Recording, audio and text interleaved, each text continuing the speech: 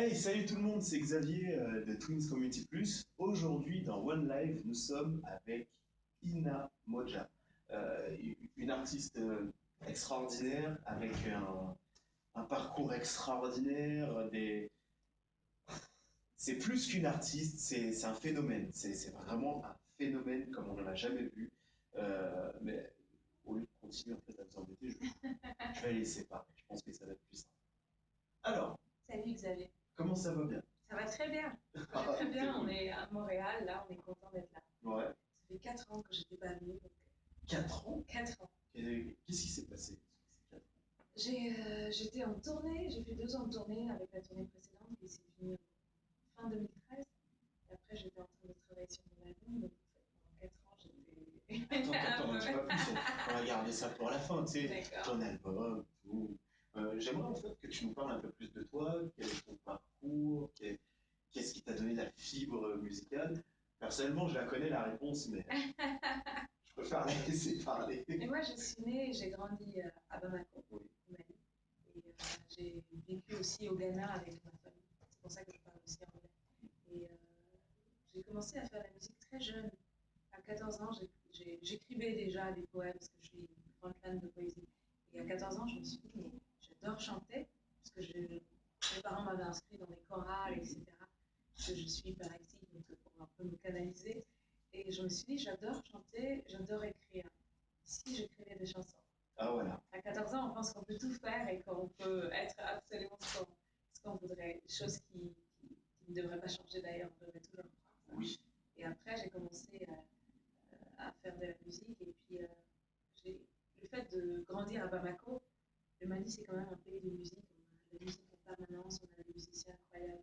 Donc, ça m'a un peu aidé à être. À t'ouvrir sur les perceptions de la musique. Complètement. Et, oui. En fait, d'après ce que j'ai pu voir, tu as vraiment un parcours extrêmement riche artistiquement parlant, et bien plus, mais c'est vraiment, je t'écoutais, pour être honnête avec toi, je fais partie un petit peu de mon public. J'écoute beaucoup d'artistes, j'en rencontre beaucoup, mais malheureusement, je ne les connais pas tous. Je ne vous connais pas tous. Et puis, c'était une agréable surprise, rafraîchissante. J'aime bien un petit peu les mélanges que tu fais, et tout, toutes les influences. C'est vraiment. Bah, en fait, le reste de mon équipe te connaissait. Et moi, j'avais l'air du dinosaure. Tu comprends? Ils m'ont fait, je connais pas Dina. Si, je la connais, on va la voir tout à l'heure. Oui. Non, mais même ceux qui me connaissaient avant ne savaient peut-être pas ce que je faisais avec cet album. Parce que c'est assez différent les 2 albums précédents étaient déjà différents l'un de l'autre. Le premier était très folk, acoustique, et le deuxième était un peu plus pop, soul. Et avec celui-ci, je reviens un peu à mes premières amours, qui est la musique malienne, mais j'emmène des influences qui sont complètement différentes. J'emmène des influences. J'avais envie d'un album très personnel, donc quelque chose qui ressemblait aux différentes cultures dans lesquelles j'ai baigné depuis que je suis née, c'est-à-dire la culture malienne, mais aussi la culture d'Afrique anglophone comme le Ghana, et, euh, et j'habite en Europe maintenant, donc c'est différentes choses qui font qui on est aujourd'hui, et donc j'avais envie que ça se retrouve dans ma musique. Vraiment, déjà, avec ce que tu as fait avec les 2 premiers albums, c'est retentissant. On sent en fait ton amour de ce que tu fais, de ton travail. On le sent vraiment. C'est tellement différent que t'écoutes, tu fais ah, quand même, ah, on reviendra. Donc, c'est vraiment intéressant. Et je voudrais savoir, si c'est possible, connaître le nom de ton prochain album, la prochaine date de sortie. Le nom, je ne l'ai pas encore. Je pas encore le nom. Xavier, elle a dit qu'il va s'appeler Xavier sur le nouvel album. Mais le nom, je ne l'ai pas encore parce que je continue à écrire des chansons, mais je ne sais même pas si elles seront pour mon prochain album ou pas. Mais celui-ci est sorti depuis octobre 2015. Donc j'ai encore un peu de temps pour écrire, pour aller vers quelque chose. Mais ce que j'aime bien, c'est toujours emmener les gens vers autre chose où ça ne tombe pas forcément à aller. Et c'est ce que j'ai fait entre l'album précédent et celui-ci. Il y a vraiment un vrai cheminement. Un vrai cheminement, et j'avais envie que les gens fassent ce cheminement parce qu'on a souvent tendance à penser qu'un artiste n'est qu'une chose. On résume un artiste à un single qu'on a entendu à la radio. Malheureusement. Alors que titre sur un album, c'est comme une page d'un livre.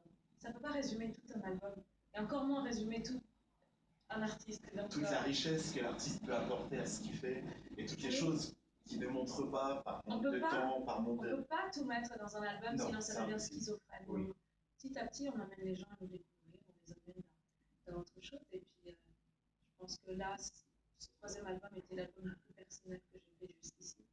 Et le prochain, je pense, sera encore plus personnel. Moi, j'adore. J'adore être personnel. Je vais être personnel avec ces albums. Bon, tes albums, on les retrouve sur quelle plateforme?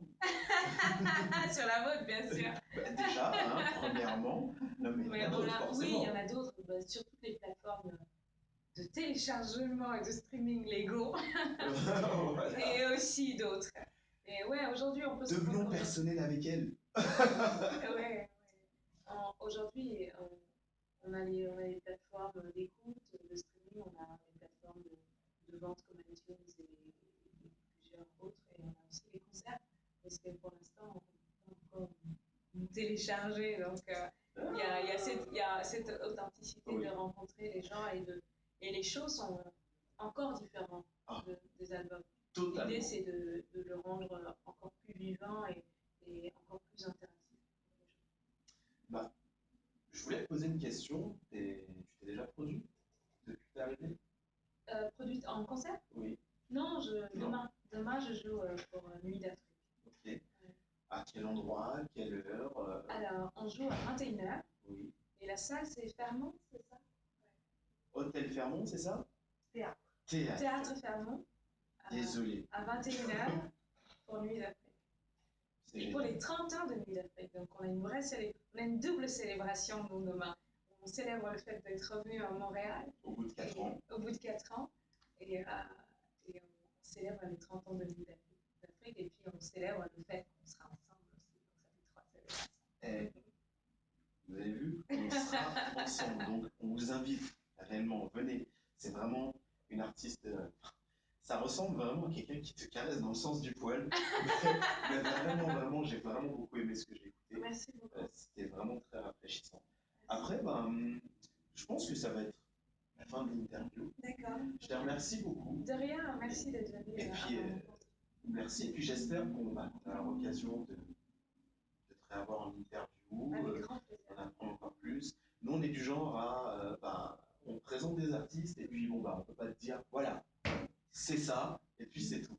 On continue. On fait un suivi, donc à très bientôt. Avec grand plaisir, à très bientôt. Et promis, je n'attendrai pas 4 ans avant de revenir au Canada. Merci beaucoup.